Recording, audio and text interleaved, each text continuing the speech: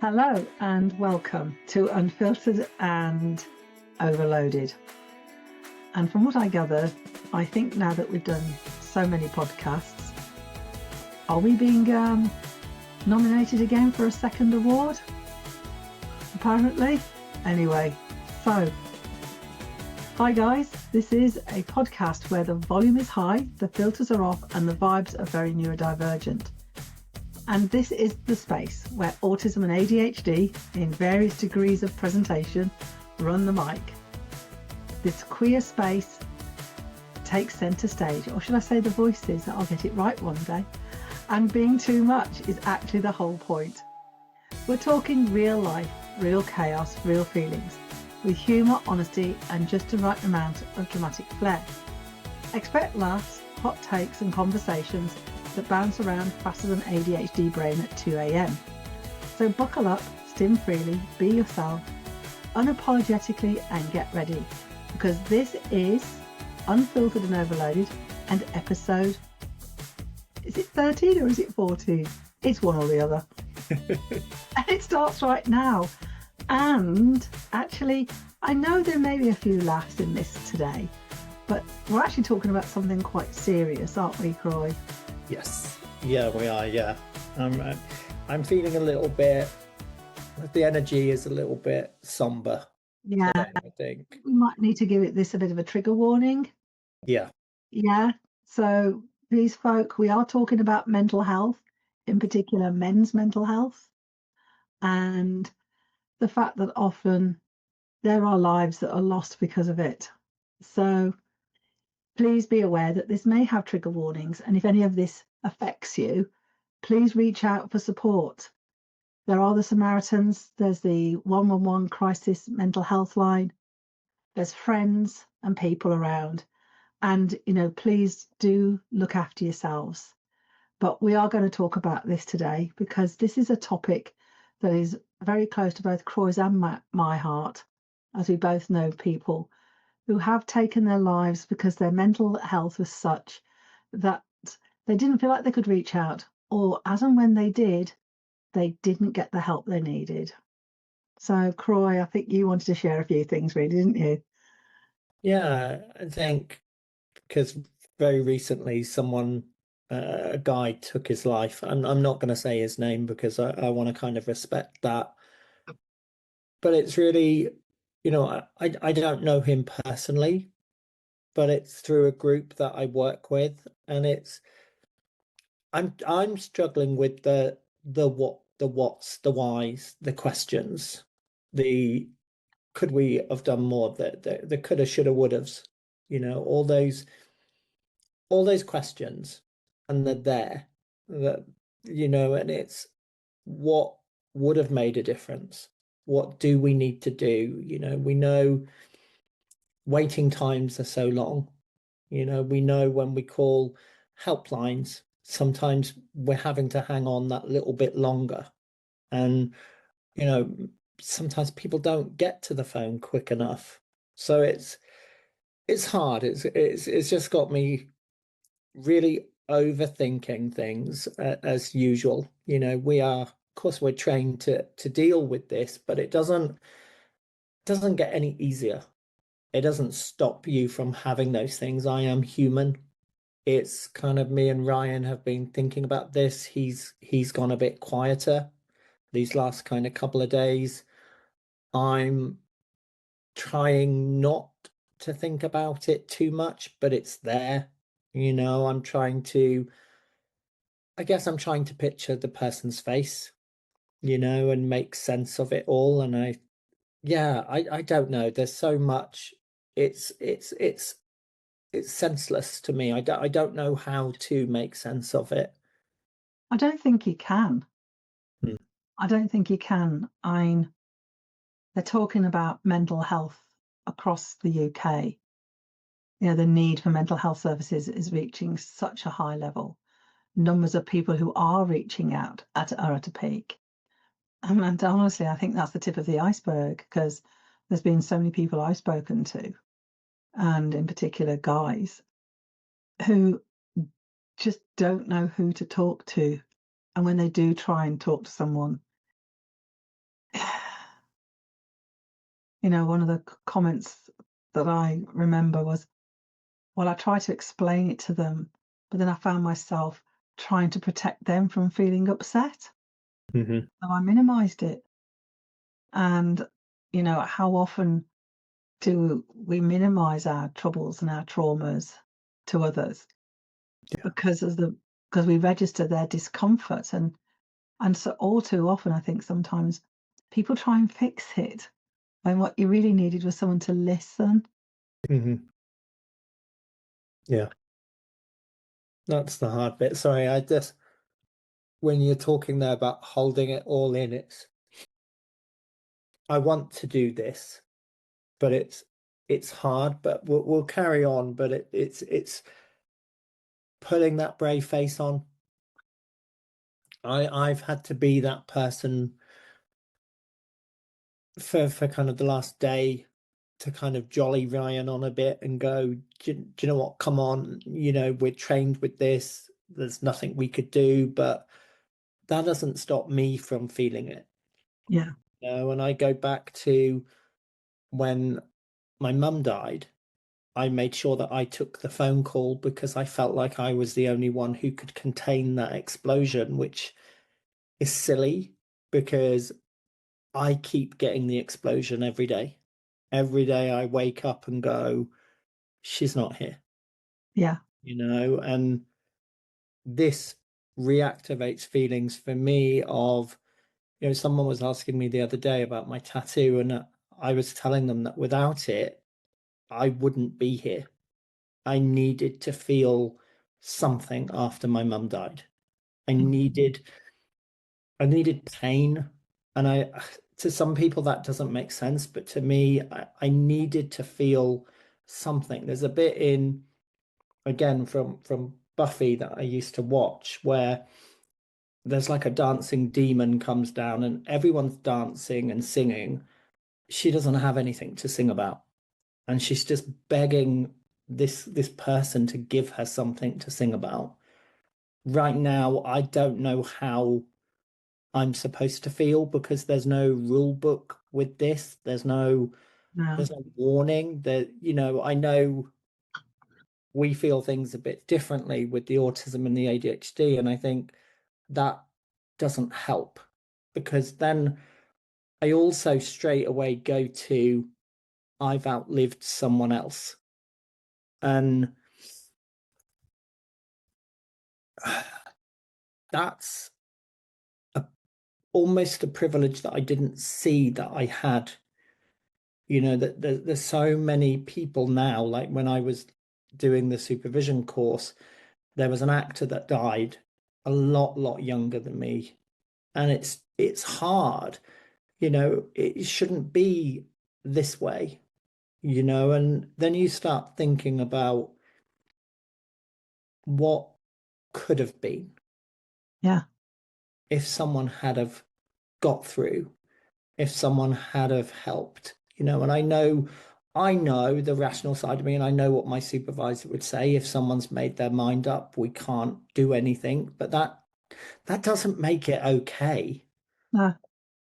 And that's the bit that I'm struggling with is I how our minds think, and we kind of go, yeah, we're not really that good at social stuff and all of that. And this to me is I'm trying to compute it. I'm trying to put all the details into a little machine in my head, and it just keeps coming up with question mark. Yeah. It won't tell me. I'm getting really upset at this because it won't tell me the answer. And I want an answer. Yeah. And in these situations, we don't ever really know the answer. And I think that's the hardest part is not knowing the answer, not knowing. Yeah. And the thing is, when someone takes their own life, it isn't just that person, it's everybody else around, just Yeah. like you're experiencing. And it's it's very important that, you know, people who have been going through this, that they get help Yeah. because they need it often, because it sort of, because they often can feel just like you were describing, you know, all the questions, trying to find an answer, wanting some form of closure, Yeah. wanting something to say, and almost a reassurance that, well, actually, there was nothing I can do, because there's such a sense of helplessness, and there's nothing you can go back to or help. Um, I mean, myself as a life coach and an academic tutor, you know, I can teach people stuff, I can life coach them, but at the end of the day, it's their decision to do with what you give them. And then I get that impression, you know, I know that from therapy. You can give them tools, you can help them explore, but again, at the end of the day, people are responsible for their own choices, Yeah. even when they feel like they have no choice. It's when you feel like you have no choice and there's no escape and no route. I think, you know, I have felt like that. There's been times when I felt like I couldn't tell people. I didn't know how to tell people I know where I was at. And I know that there's been a couple of times in my life where I think the Samaritans probably got to know me by name, you know, literally. Oh, it's her, you know, because, but I know that the culture for men is so different. You know, having emotions, having a cry, saying you can't cope. It's, I think this is where, you know, the sort of sense of patriarchy and toxic masculinity affects men terribly too. Yeah. Yeah. You And know, that's what I'm just thinking about is I shouldn't be crying. It's that voice, and I don't know where it's historic. It's there. Like, don't do this. Don't have the croak in your voice. I'm not supposed to be upset. I'm supposed to be strong. I'm, like you said, we're not supposed to have emotions. That's the hardest part is in the jobs that we do, and you'll know this as well. We often have to put the brave face on. yeah, We can't fall apart. What people don't see afterwards is that falling apart. Like when you were talking to me about your mum being in hospital, that I know that feeling.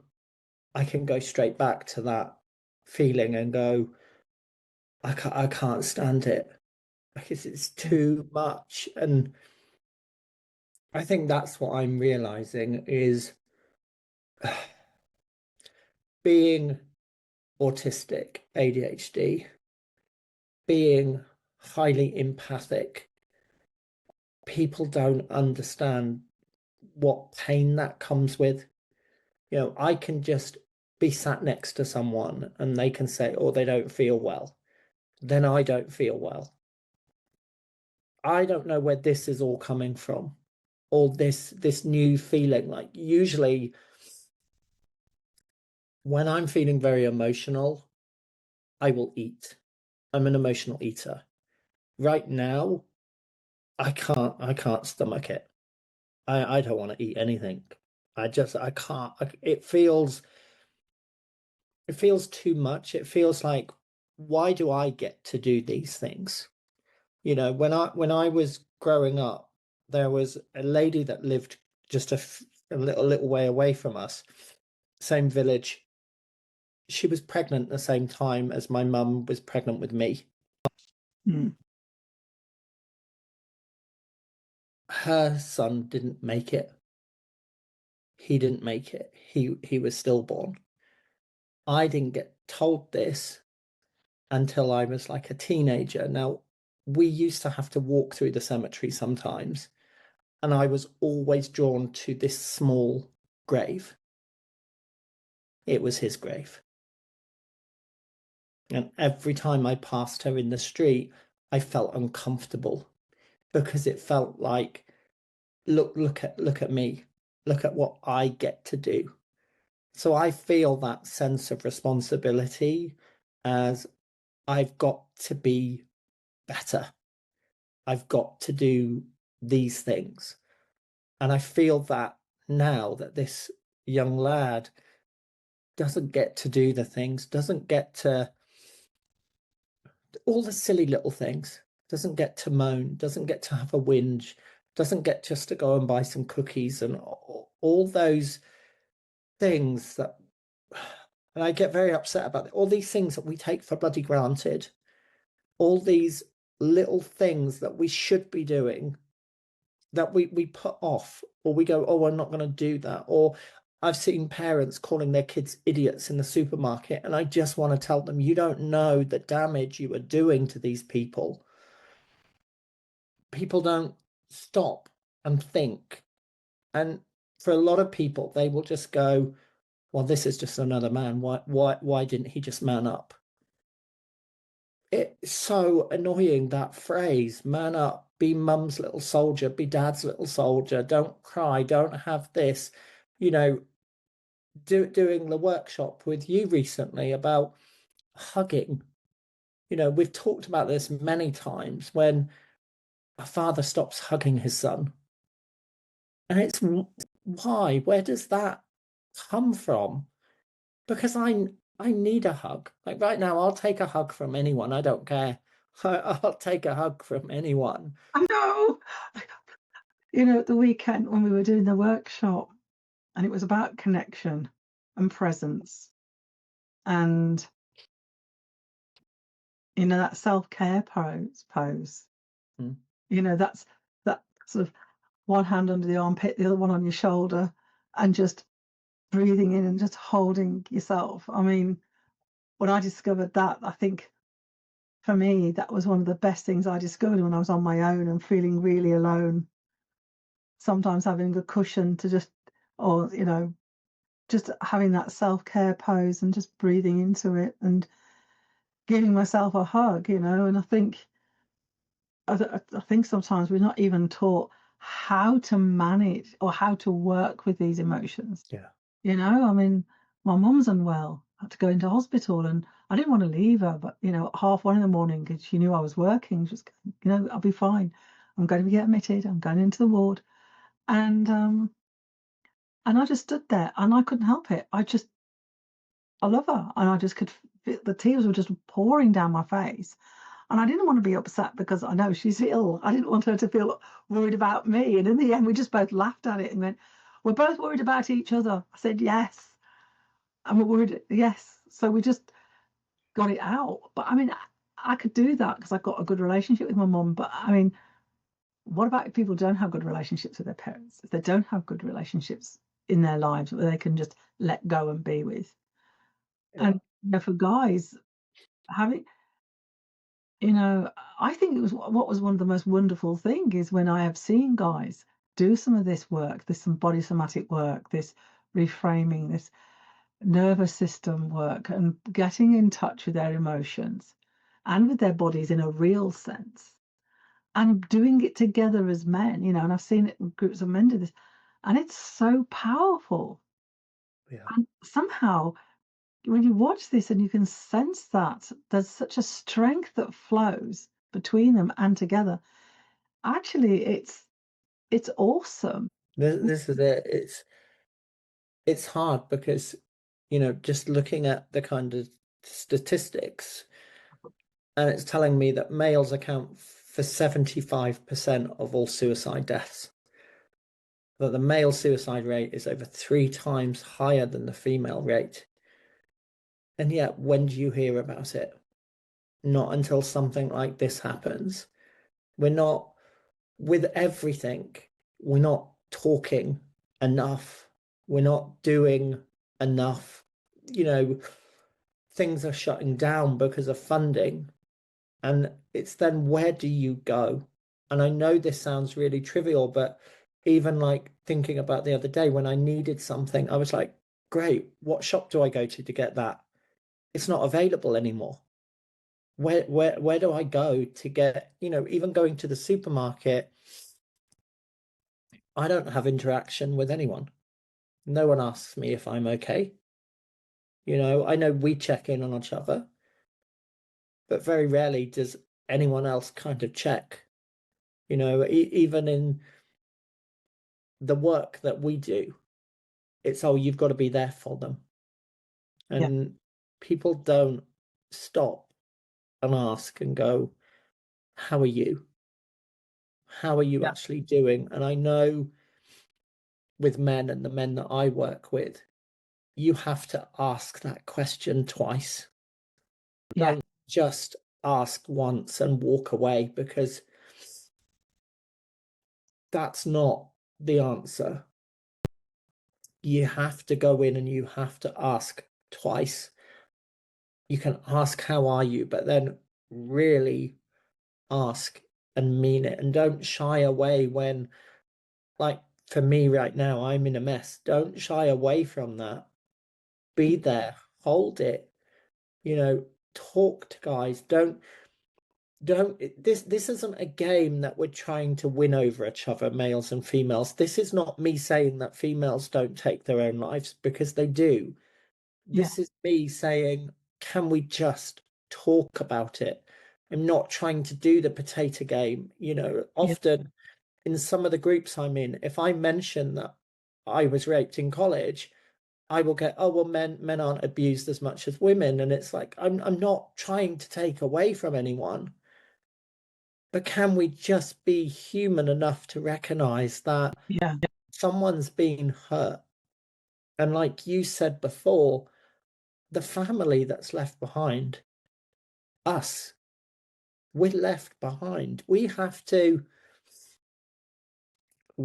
to figure out a way to do this. mm, We have to figure out a way to carry on. And here we are talking about it, and I'm passing it on to you, and I'm aware of that, and then it brings up things for each one of us. It's the ripple effect when you throw a stone into the river. How many sides of the bank does it touch? How many people that might be swimming or might be in a boat? It touches so many people. And yeah, it's so hard to just put this back in a box and go, that didn't happen. We have to remember that this is why there's things like Andy's Man Club and all these other men's groups. They're all out there. yeah. I mean, I know about menwhotalk.org. That's supposed to be a good one. And I'm I know that for men that there are um helplines. I know Survivors UK do a national male and non-binary survivors helpline. Yeah. And I mean, that is specifically for survivors, so people who have had people in their life. And you've also got things like the Mankind Initiative, and you know, but you're right. I mean, the problem we've got is the mental health services are just not able to support people, and especially if they've got autism and ADHD combined and trauma.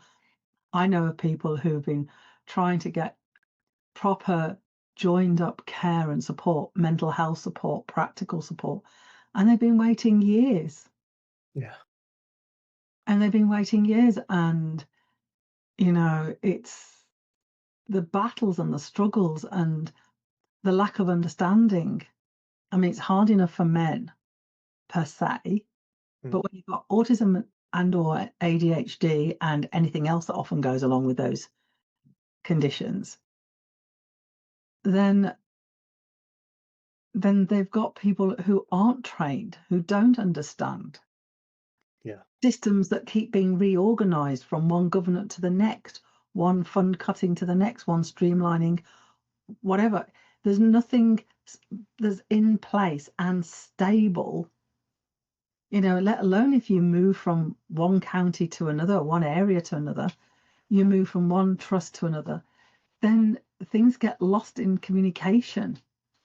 Yeah. It's hard enough just trying to get joining up the dots between social services, education, mental health, physical health. All of us, it's and And what I think also drives people, especially, I've got this thing about carers, about the number of carers who are just driven to the ground.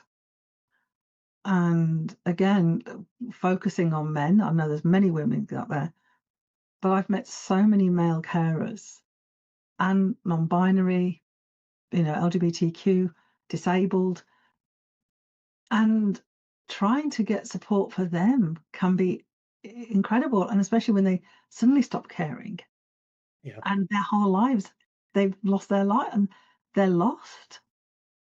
Mm. And, the mental health situation within carers per se, but a lot of the men I'm meeting are really struggling. And the amount of men I've met in my journey who've suffered abuse, never been able to talk about it. When they do, it's really hard, the shame. And I think this is why therapeutic services like that you give Mm-hmm. work well to help work through the past and see what's going on there, to help people rebuild their lives. Yeah. We're not putting that through. We need people who can help people rebuild their lives. It's complex, and I think this is where some of the statistics for men committing suicide is often when they're made redundant. Yeah. Or when they stop work. They talk about men dying younger than women when they retire. It's how many times do we meet a new person and the first thing they ask you is, "What do you do?" Yeah. I sometimes feel like answering, what I do. Well, what I'd like to do is play hopscotch. What I really do is is survive and try to thrive. Everybody starts categorizing you by the job. Well, if you're unemployed or you're not working or you're doing volunteering or you're caring or, all of a sudden everyone gets pigeonholed by their job Mm. and it becomes their identity. So what happens when that goes? Yeah. This is it. The thinking about the identities there, the pressures of being a man, especially the pressures of being a father, and we know that when relationships go wrong, often children are used as weapons and people take away the access to the dads. That's enough to damage someone. Yeah. There's money issues, the way we look, the way we're judged on that, and I'm not saying that females don't get judged on this stuff as well, but when you have that kind of stigma that you are supposed to be strong, like people will often go to me, "Oh, you're tall, you should be strong." I'm not strong. I'm not strong. I can't lift a couch. I can't do that. I've got tattoos to make me look strong because I didn't want to feel weak. That's my armor. And that's the problem because we don't talk about this. We do it now and again when something like this happens, but that's not enough. Where is the support? We're taking away so much of everything. We laugh or call it gay when two men hug. What does that do for someone? It's just a hug. Us men need it as well. We need, what we learned from the course with you. We need touch. We need that just to be held by someone who gets it, somebody that's walked maybe where we've walked, and we've taken away most of the pubs, turned them into pizza places. So where do men go? That's why things like Andy's Man Club, the Man Cave, all these places are popping up because there's nowhere to go. We Yeah. don't have that space. It's very rare that you get a man bumps into another guy and goes, "By the way, I'm feeling anxious," because we're not allowed those words. They cost. We're not allowed to say we feel emotional. I'm not allowed to look like this. I'm not allowed to cry like this. This isn't, that's That's not manly. You get people telling you to just get on with it. There's that word again, just. We've had that so many times before. Just do this. Just get over it. You're tall, you're strong. This doesn't affect you. When you've had that for years, no, I loved my mum, but I remember the time that she said, be her little soldier. What does that even mean? What does that even mean in context? What does that do to someone? Just keep on going Yeah, and have that face of, yeah, that whole idea of, if you think about the soldiers in war, they had to put on that stoic face, that strong face, and just keep going, yeah. even if they were facing death. And that's the And hard thing, isn't it? Just to keep going. it's and I think we're not teaching adults enough how to be with their emotions, how to process their emotions, and for them to be healthy with their emotions in a way to pass it on to the children. We need to be teaching the children how. I mean, if you watch a 2-year-old have a tantrum, Mm-hmm. now we actually give them just they they will have a tantrum on the spot and they will just let it out their body. They will cry, they will scream, they will shake. That's them sorting out their emotions. And when that's stopped, they will breathe. And then if they've been really angry and hurt and upset, they will be angry first. Then they go into the sorrow. And then they will find a peace. They'll have let it out. They've been seen. They've been held. Then there's a kind of moment of peace. And then there might be a bit of a laugh. And then the 2-year-old say, can I have ice cream, please? Yeah. And it's like, okay, let's go and have ice cream. And as adults, when we have things that really hurt us, really traumatized, we have to find a way of letting it out of our body. We have to learn how to let it process, to move through it, so it doesn't sit tight in our nervous systems. Yeah. Because our nervous system learns more and more lessons to survive. It sees it as a threat, as a danger. And then when you get individuals whose nervous systems have been so hardwired to be the little soldier and bury all of this deep, the body can only hold so much before it breaks. Yeah. Mental breakdowns, emotional breakdowns, physical breakdowns. And then there's a real disconnect. People dissociate, people get panic attacks, anxiety attacks, meltdowns. And then it's like, oh, it's a big issue because it's an adult. And Yeah. and we wonder why we see so much behavior, as they call it, with teenagers.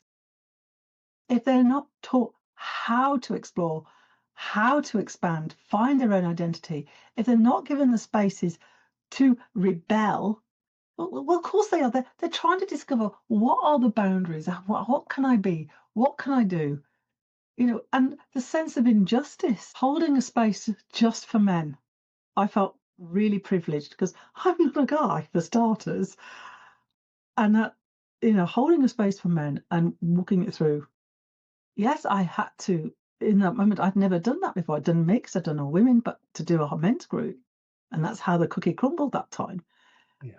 was I had to go a lot slower, take out huge sections of the other themes that I was, one other theme, because what was going on in that moment was not to be rocked, Yeah. because go slower, gentler.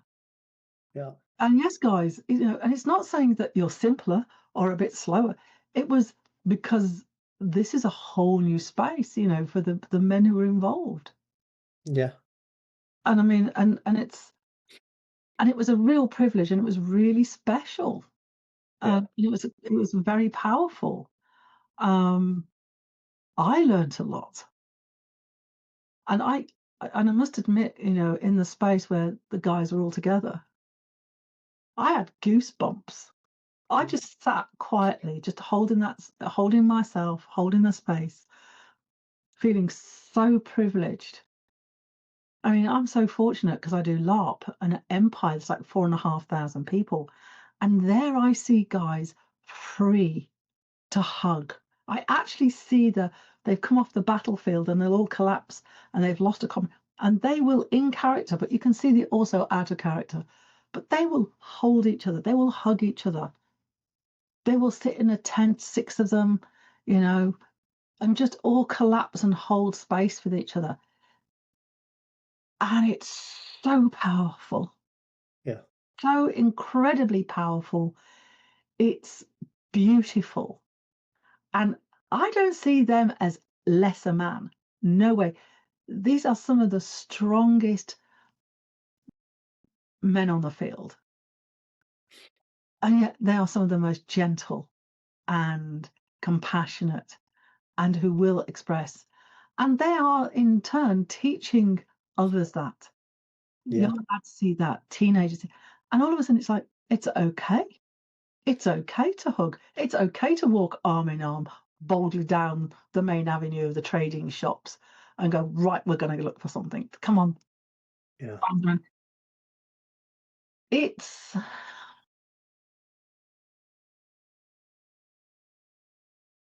we need this. We need, and I think today thinking about, if losing someone because they just feel like life isn't worth living.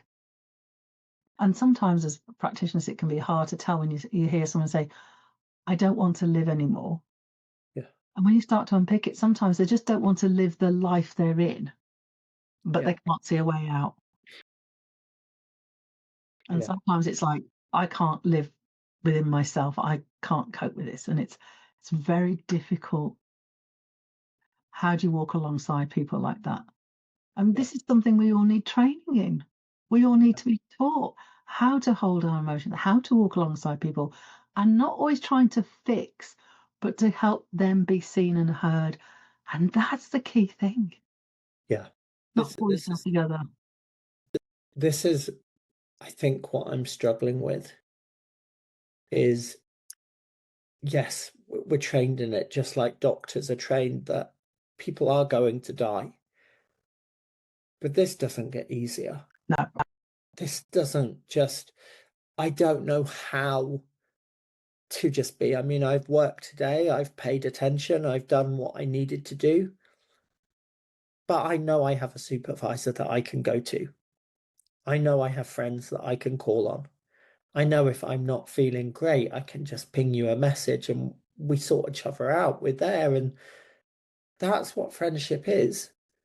And it upsets me the most that this person felt like there was nowhere else to go. Yeah. That's, I don't know why I keep getting upset because, like I said, I didn't know the guy, but it feels personal. It feels like because we're part of that group that it doesn't matter if you don't see someone in person. It's still a loss. It's still a loss. When I think of Star Trek and the android Data, when he got asked about people dying, and he said, but you're okay, you don't have emotions. And he says, no, that's not the case. I miss their daily input. Yeah. I miss them. It's still a loss. Yeah. And, it,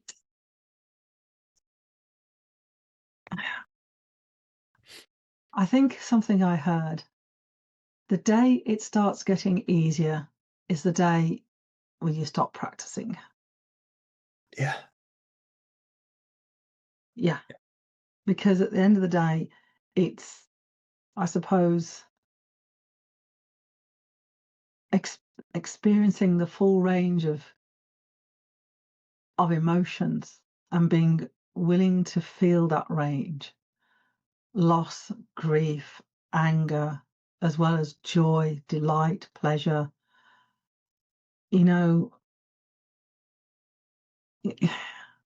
We're built to feel emotions. Yeah. And that's what gives the flavors. That's what gives us our humanity. And in theory, it really should be something that we then can walk alongside others, as you say, with empathy. Yeah. And not brush them away. Yeah.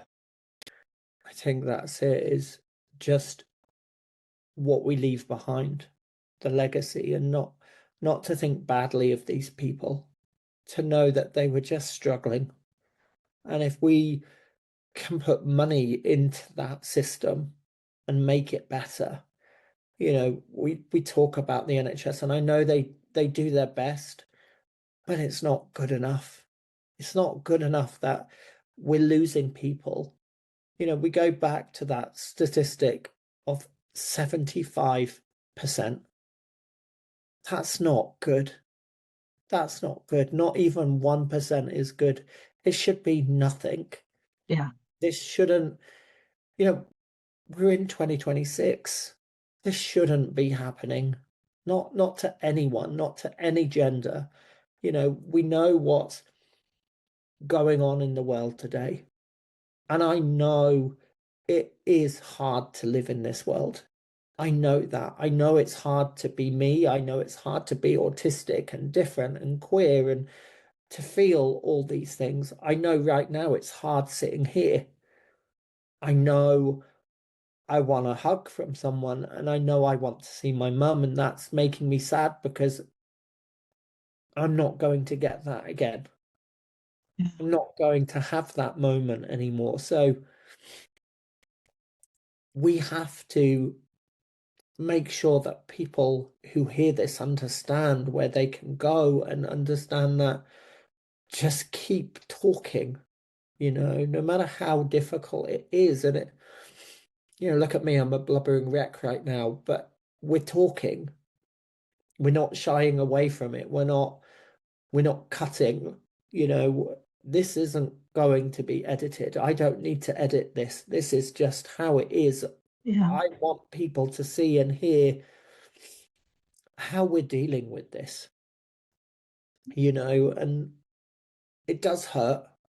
And I wish there was an easy fix through it. I wish I didn't have to feel, and you're right. People with neurodivergency, with autism, with ADHD, we are in danger as well because we don't get heard, we don't get seen, we don't know where to go. So there's so many things that people take for granted, like, oh, they're okay.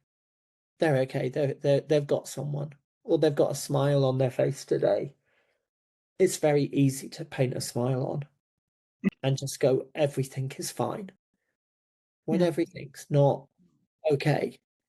It's My heart's aching. I'm sitting here watching you in pain. And I mean, all I want to do is drive sort of like an hour down to you and just come and sit with my bestie and give you a hug because I can see that, how much this is affecting you. And I mean, I've lost a lot of people in my life. I do remember one day I was standing there shouting at one of my companies, if we didn't do something soon, we could have a dead student on our hands. I think in anything, if this isn't an indication that society is no longer fit for purpose in the way it's been run, the way we have things economically, practically for social and health and education. It's, I think, rather than just seeing it as statistics, seeing it as a real flag, a red flag indicating there's a massive cry for help. yeah, I'm discovering just the poverty that people are living in, and it's driving them to live lives that they don't want to live. yeah, And there's a poverty of connection, poverty of being held. There's a poverty of just having people that you could trust, poverty in finances and space and places to really live. It's and be safe in it. It's just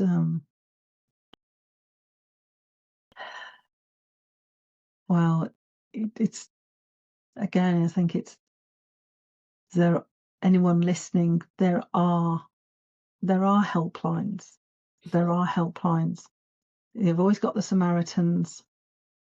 Um, there's the Mankind Initiative. There's the Survivors National Male and Non-Binary Survivors Helpline. There's a whole range, but if ever in doubt, 111 Yeah. 999 in the UK. Yeah. And, you know, there's usually your local crisis mental health teams. And I know that it may only seem a very little bit, and it's all online or telephone numbers, but we'll put some links in onto the YouTube. I don't think we can put comments in on Spotify, but I think we can put links in on YouTube, and we'll for anyone. But please, don't be alone. Yeah. You guys don't try and do it alone. There is someone that's there to talk to. Yeah. Just check in on someone that you know. If Yeah, after hearing this you just make that call to someone. Doesn't matter if they talk nonsense at you, doesn't matter if they just tell you what they've had for tea. To yeah, someone, that's enough. That's yeah, all people want, is just to know someone cared enough. Like, we text, we call, we've changed. Like, we very rarely do we get letters, and there's days go by that we don't get any kind of letter, any communication, and you then start to wonder, does someone care? So just make that call. If you live next door to someone and you haven't seen them, just ask them, how are you? But say it twice. Wait for the real answer. yeah. Don't gloss on by it. I think we're gonna have to bring this to an end because I need tissues, definitely. I'm a wreck at the moment. And I know, do you know something? One of the things I've noticed here, I'm feeling with you, and I've suddenly realised I do a very autistic, or I don't know, very strange things. I suddenly found myself looking and realising I was smiling, and I was thinking, I'm not smiling. I'm actually feeling really sad, but my face doesn't know what to do with itself. Yeah, And that's something that people need to be aware of as well with people who are neurodivergent. Sometimes our faces don't look right, yeah, but we are listening. yeah. This is just, it's a mess because we Yeah. don't know how to deal with it. I don't know what to do with it. I'm having to sit with it. I'm having to work out, okay, what do we do next so that this young lad, it's not for nothing. We have to do better at this. That's why we're doing this. This is raw. This is killing me. This is literally killing. I just want to go and curl up in a ball. This is not scripted. This is not how I thought today was going to go. And that is, that's it. And this is something for anyone who's feeling this kind of thing. Sometimes doing what feels right, as in taking care of yourself. If it's curling up on a ball with a big plushy blanket and having a good cry, putting on a movie and a good cry, going to sit, getting the ice cream out the freezer and just having an ice cream. If it's something that helps you work through what's going on and be self-caring. Self-caring is being compassionate and not judging yourself and going with what feels right. And I hope Ryan's around and he can give you a big hug. But my heart's aching for you. I love you to bits, mate. Thank you. Yeah. So everybody, take care of yourselves. Be compassionate to yourself and to others. And let's make this world a bit a better place for each other, hey? Yes, Yeah. definitely. Definitely. Take care. Take care.